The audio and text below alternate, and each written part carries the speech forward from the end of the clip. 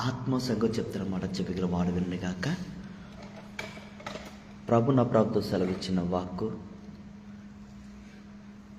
ఆత్మ సంగం చెప్తారన్నమాట. చెవిగల వాడు వినగాక. ప్రభు నా ప్రభుతో సెలవిచ్చిన వాక్కు భయపడకము, నీ ప్రార్థనకి వినబడింది, సమస్తము సమకూడి మేలు జరగబోతున్నాయి. ఆత్మ సంగం చెప్తారన్నమాట. చెవిగల వాడు వినగాక. సహోదరి సహోదరుడా, ఇది మొదలుకొని దేవుడు మిమ్మల్ని ఆశీర్వదించబోతున్నాడు. ఆత్మ సంగం చెప్తారన్నమాట. చెవిగల వాడు వినగాక. దేవుడు నీ కాలములు సమములు దేవుడు మార్చబోతున్నాడు. ఆత్మ సంగం చెప్తారన్నమాట. చెవిగల వాడు వినగాక. మరి ఉదయకాల సమయంలో దేవుడు సిద్ధపాటు గురించి మాట్లాడతాడు. సిద్ధపాటు ఆత్మ సంగం చెప్తారన్నమాట. చెవిగల వాడు వినగాక. దేవుని నమ్మిన దేవుని నామాన్ని ధరించుకున్న ప్రతి ఒక్క బిడ్డలు, విశ్వాసులు కావచ్చు, సేవకులు కావచ్చు, ప్రతి ఒక్కరూ సిద్ధపాటు కలిగి ఉండాలంట. ఆత్మ సంగం చెప్తారన్నమాట. చెవిగల వాడు వినగాక. సరే చూద్దాం. మత్తయి సువార్త 25వ అధ్యాయము 1వ వచనం. ఆత్మ సంగం చెప్తారన్నమాట. చెవిగల వాడు వినగాక.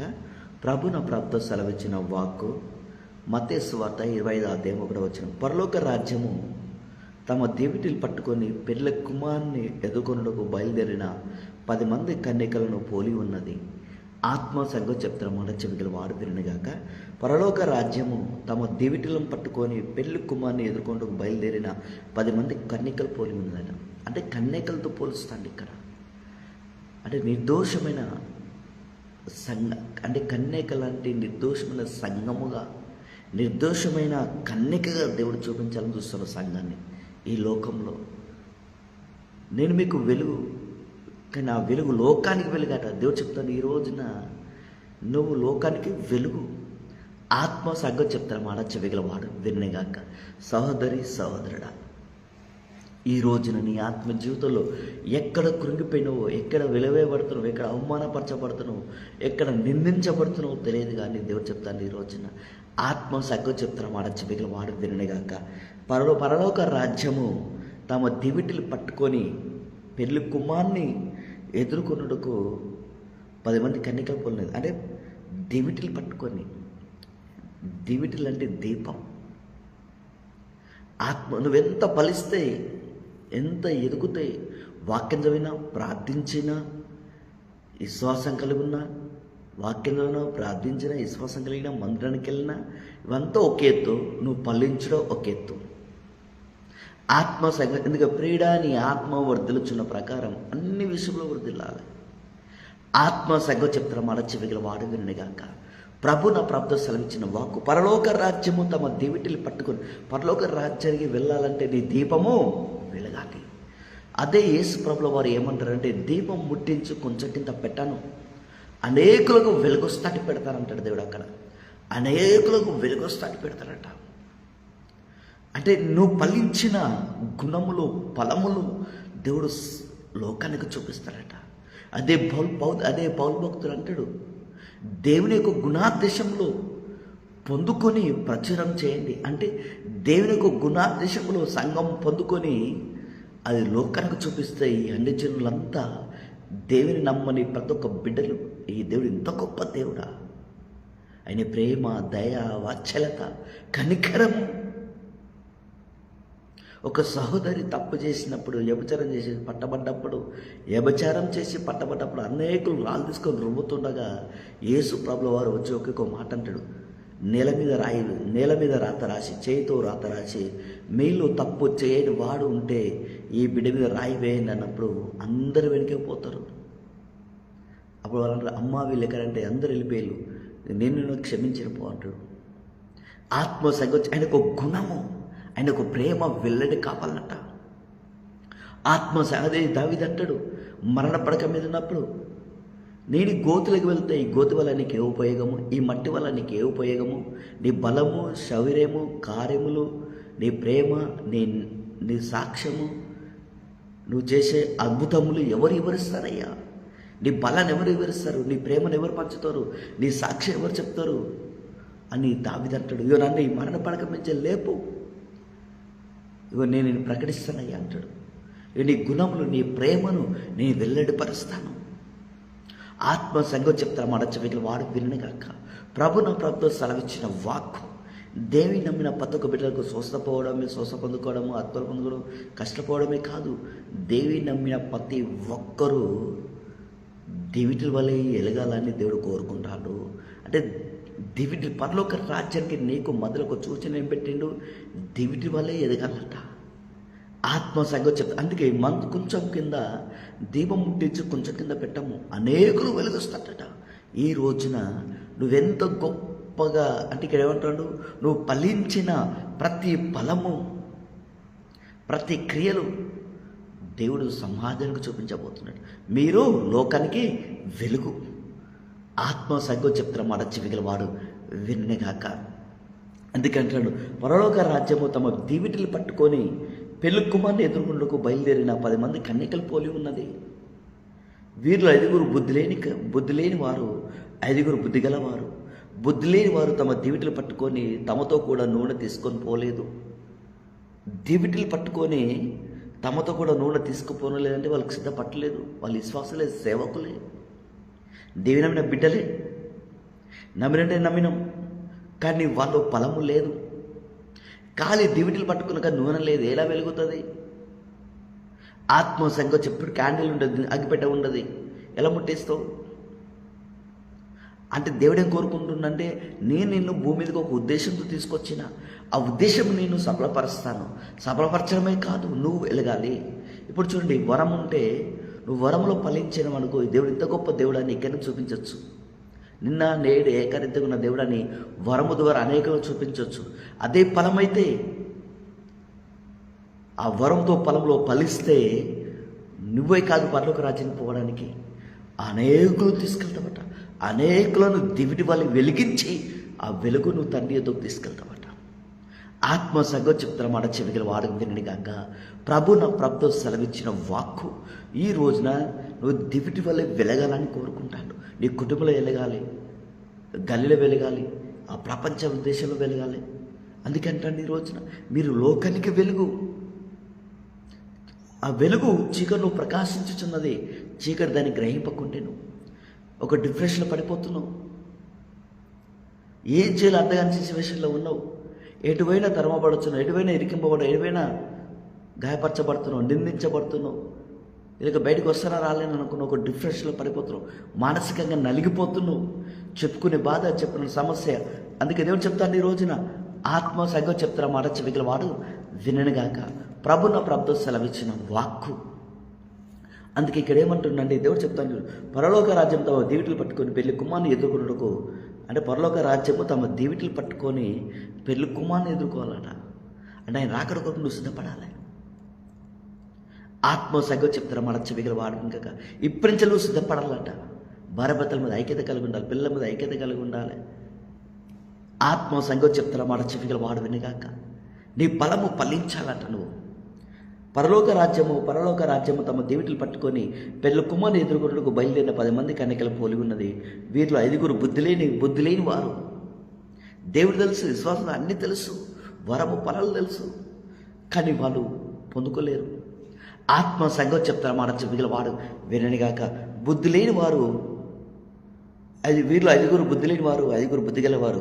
బుద్ధి లేని వారు తమ దీవిటిలు పట్టుకొని తమతో కూడా నూనె తీసుకుపోలేదు. వాళ్ళు మందిరానికి వెళ్తారు, ఆ వాక్యం వినట్టుకుంటారు.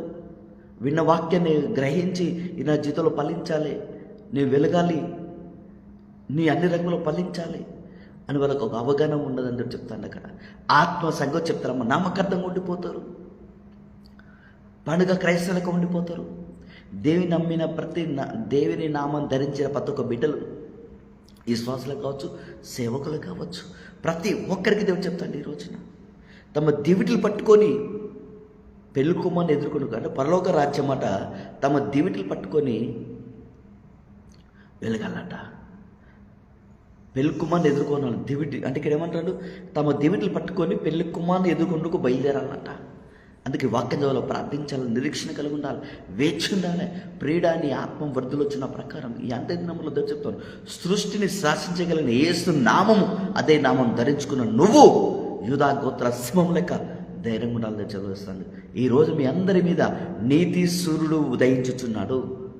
ఆత్మ సంగతి చెప్తున్న మాట చెవిగల వాడు వినగాక. ప్రభు నా ప్రభుతో సెలవిచ్చిన వాక్కు అందుకే దేవుడు సెలవిస్తాడు ఈ రోజున. వీరిలో 5 బుద్ధి లేని వారు, 5 బుద్ధి గలవారు. బుద్ధి లేని వారు తమ దివిట్లు పట్టుకొని తమతో కూడా నూనె తీసుకుపోవడం లేదు. వీళ్ళకు సిద్ధపట్టలేదు. దేవుడు తెలదా తెలుసు. ప్రవశించలేదు, ప్రవశించలేదు. దయలు ఎలగొట్టిల్లు. విశ్వాసులు సేవకులు, ప్రతి ఒక్క బిడ్డలు, దేవి నామాన్ని ధరించిన ప్రతి ఒక్కరూ ఇక్కడేమంటాడు? బుద్ధి లేని వారు తమ దివిట్లు పట్టుకొని తమతో కూడా నూనె తీసుకుపోవడం లేదు. అంటే వాక్యం ద్వారా ప్రార్థించలే, నిరీక్షణ కలిగి లైట్ తీసుకున్నారు, నిర్లక్ష్యంతో ఉన్నారు. మందిరానికి వెళ్ళాలంటే నిర్లక్ష్యం, వాక్యం చదవాలన్నా, ప్రార్థించాలన్నా, దేవునితో గడపాలన్నా నిర్లక్ష్యం, దేవునికి చుట్టూ నిర్లక్ష్యం. దేవుడు అంటాడు, నువ్వు లేచి సీనును ఖండించదు, దాని మీద దాచిపుడకు కాలం వచ్చాను. నువ్వు లేచి సీనును ఖండించదు, దాని మీద దాచిపు కాలం వచ్చాను, అది నిన్నే కాలం. అదే దావీదేమంటాడు, నువ్వు నన్ను పరిశోధించి తెలుసుకున్నావు. దేవుడు ఒక పరిశోధించి తెలుసుకుంటాడు. నువ్వు నా కొరకు వాక్యం చదవగలుగుతావా, ప్రార్థించగలుగుతావా? ఒక ఆశతో దేవుడు ఉన్నాడని వెతుకోరికి ఫలమిస్తాడని నమ్మవలన, దేవుడు ఉన్నాడని వెతుకోరికి ఫలమిస్తాడని నువ్వు నమ్మవాలని కదా అంటాడు. నమ్మే ప్రార్థన చేయి, నమ్మే మందిరానికి రా, నమ్మే వాక్యం చదువు.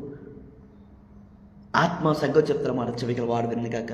అందుకే పరమగీతంలో కూడా ఆ ద్వారంలో మధ్య వేలాడుతున్నాడు పచ్చివి దొడ్డివి. అంటే ఇగో నేను నీ కొరకు ఈ ఫలము ఫలించినయ్యా అని అక్కడ సొలొమోను చెప్తాడు. ఆత్మ సంగతి చెప్తారు మాట చెవికల వాడు వినని కాక. ప్రతి దానికి సమయం ఉంది. అందుకే ఈరోజు నీ వాక్యం వింటున్నావంటే నువ్వు ఫలించబోతున్నావు. ఈ రోజు నుంచి నువ్వు నమ్ముకుని ఈ రోజు వరకు ఎక్కడ నువ్వు ఫలించలేదో, ఎక్కడ నీ ద్వారా దేవుని గుణములు ప్రజలింపబడలేదో, ఈ రోజులు ప్రజలింపబడబోతున్నాయి. ఆత్మ సంగతి చెప్తారా మాట చెవికల వాడు వినగాక. ప్రభు నా ప్రభుతో సెలవిచ్చిన వాక్కు. అందుకే అంటాను, ఈ రోజున నువ్వు నమ్మింది ఒక ఎత్తు, నువ్వు ఫలించడం ఇంకో ఎత్తు. ఒక దివిటి వల్ల నువ్వు వెళ్ళాలట, వెలగాలట. ఇక నువ్వు ఫలించిన వెలుగును పరలోక రాజ్యానికి చూచానట. అందుకే వెలుగు చీకటిలో ప్రకాశించుతున్నది, కానీ చీకటి గ్రహింపకున్నాను. దేవుడు ప్రతి ఒక్కరిని వాళ్ళ జీవితాలు మార్చాలని, ఆశీర్వదించాలని, స్వచ్ఛపరచాలని, నువ్వు పోగొట్టుకున్న తిరిగి ఇయ్యాలని, ఎక్కడ ఓడిపోయి తలదించుకున్నావు నీ తల పైకెత్తాలని దేవుడు చూస్తాడు ఈ రోజున. ఆత్మ సంగతి చెప్తాను, నువ్వు ఫలించిన ఫలము వరములో ప్రియుడని ఆత్మ వర్ధలుచున్న ప్రకారం అన్ని విషయాలు వర్ధిల్లాలి, ఫలించాలి. ఒక దీపం దీవిటి వలె ఫలించాలట. అందుకంటే ఈ రోజున బుద్ధి గలవారు తమ దీవిటులతో కూడా సిద్ధలో నూనె తీసుకొని పోయి వాళ్ళు ఎక్కడికి పోయినా సిద్ధపాటు. ఒక్కరైనా సరే వెళ్ళి వాక్యం ప్రకటిస్తాను, దేవుడి గురించి చెప్తాను, సాక్ష్యం వివరిస్తాను, ఆయన ప్రేమను పంచుతాను, అద్భుతాల విషయంలో దాన్ని ఇస్తాను. చూడండి అక్కడ గిద్దెనేమంటాడు, మా పితరుల కాలంలో చేసిన అద్భుతాలు ఏమైనా అంటే ఎంతో కొంత అవగాహన ఉన్నది, ఎంతో కొంత నమ్ముతున్నాడు. అదే చెప్తా అన్నదమ్ములు అంటారు, అరే నువ్వు ఒక వేషకు పుట్టిన వాడవరా, మా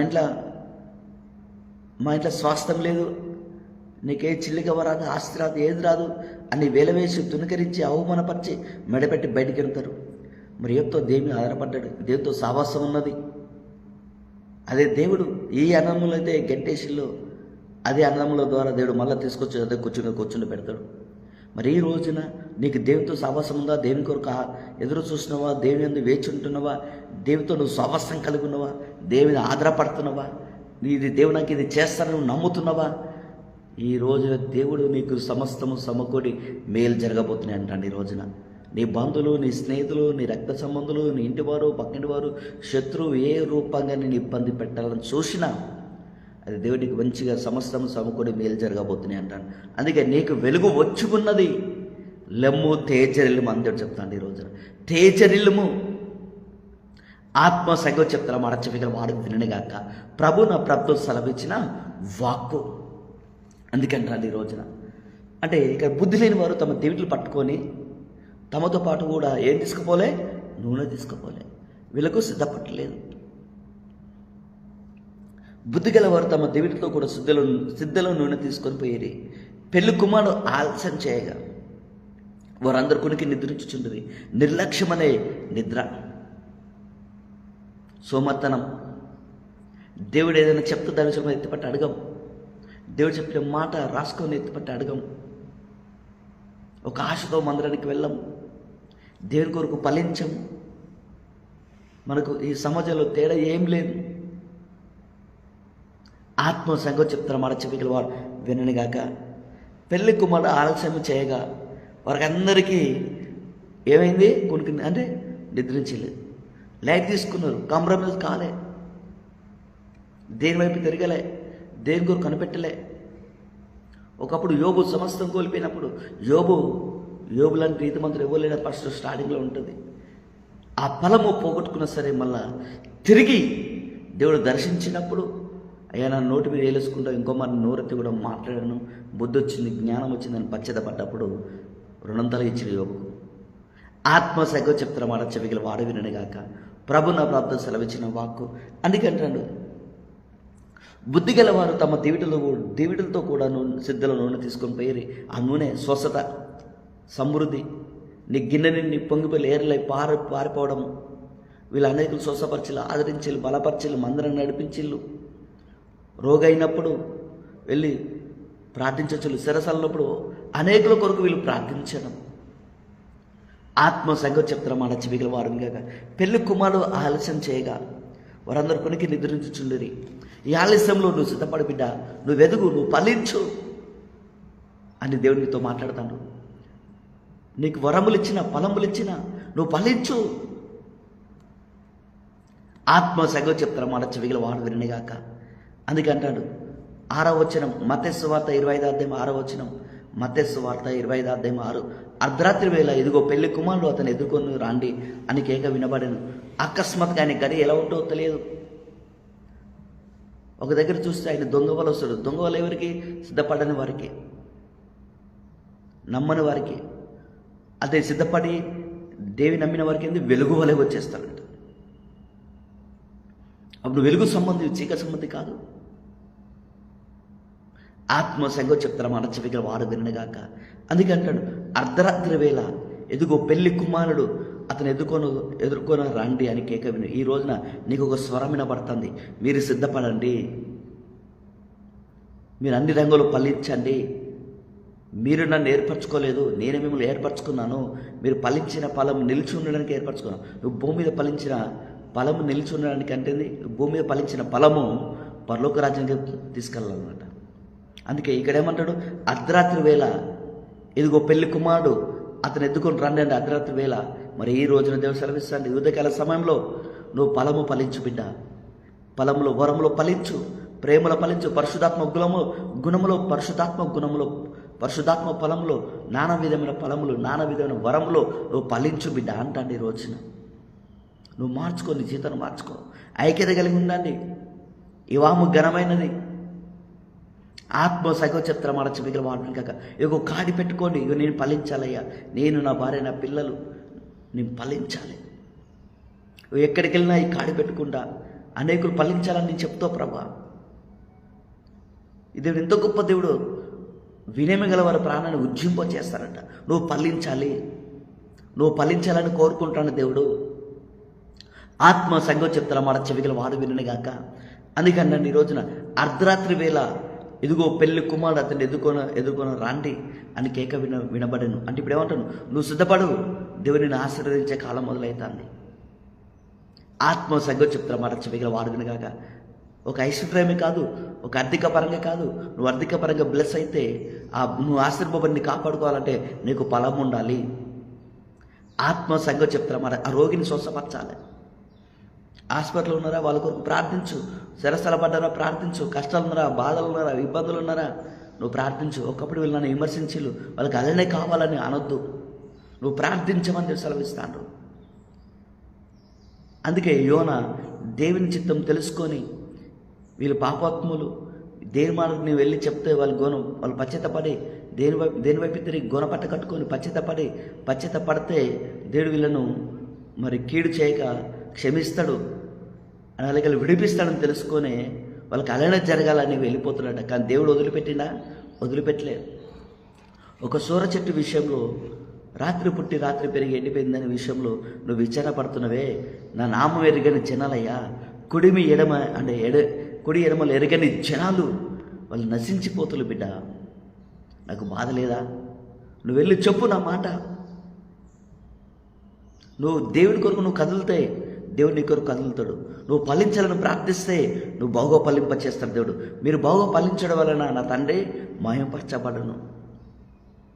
ఆత్మ సంగం చెప్తున్న మాట చెవిగల వాడు విననుగాక. అందుకంటే ఈ రోజున అర్ధరాత్రి వేళ ఎదుగో పెళ్లి కుమారులు అతను ఎదుకొని రండి అని కేక. ఈరోజు ఈ మాటలు వింటున్నావంటే ఈరోజు నువ్వు బొగ ఫలించబోతున్నావు. అనేకులకు దీవెనకరంగా ఆశ్చర్యకరంగా దేవుడు నీ కుటుంబాన్ని పెట్టబోతున్నాడు. అందుకే సిద్ధపట్టు. ఆత్మ సంగం చెప్తున్నమాట